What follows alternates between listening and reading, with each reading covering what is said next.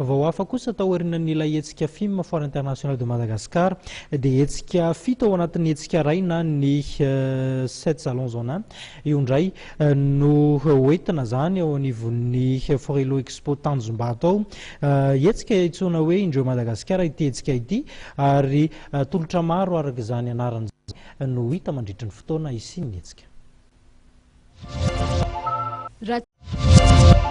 Raha toka fahombiazana tanteraka ny hetsika ara-toekarena Foire internationale de Madagascar andian'ny faharoa ambin'ny folo no karakarain'ny agence première ligne dia ho tanterana ny fahafito hatramin'ny faha 1 ambin'ny folo jona ho avy izao ny indreo Madagascar izay ahitana sehatra samihafa toy ny fizahan-tany, lamaody, sakafo, fanatanjahantena, ny momba ny ray aman-dreny sy ny zanaka raha tsy hitanisa afa-tsy ireo. Raha ny fanamarihana ny hoe ny mpikarakara ny hetsika nandrisy ny tafa tamin'ny mpampalala vaovao teny Antaninarenina androany. Madagascar no anisan'ny salon B2C mahazatra ny olona manko rehefa hoe première ligne no mikarakara miandraikitra salon anankiray dia B2B foana ilay salon fa amin'ity zany tsy ny solona tanteraka fa mifantoka kokoa zany amin'ny resaka fampilalaovana, mifantoka amin'ny resaka varotra sy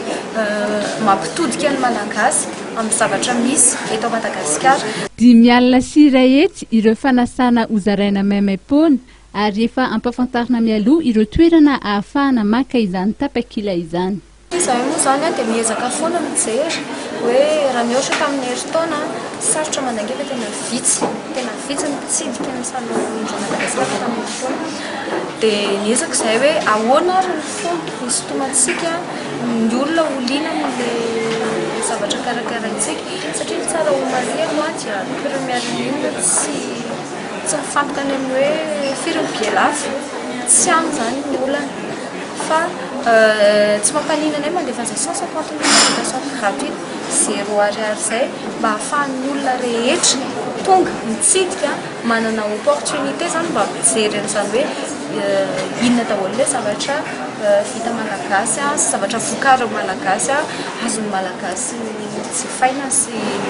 mijery. Aharitra 5 andro ny hetsika izay ahitana fanentanana ara-barotra, ara-kolontsaina ary lanonana samihafa raha tsy laza afa-tsy ny fampafantarana ny Festival des Baleines ho tanterahana any Sainte Marie ny faha 9 hatramin'ny faha 14 ny volana Jolay.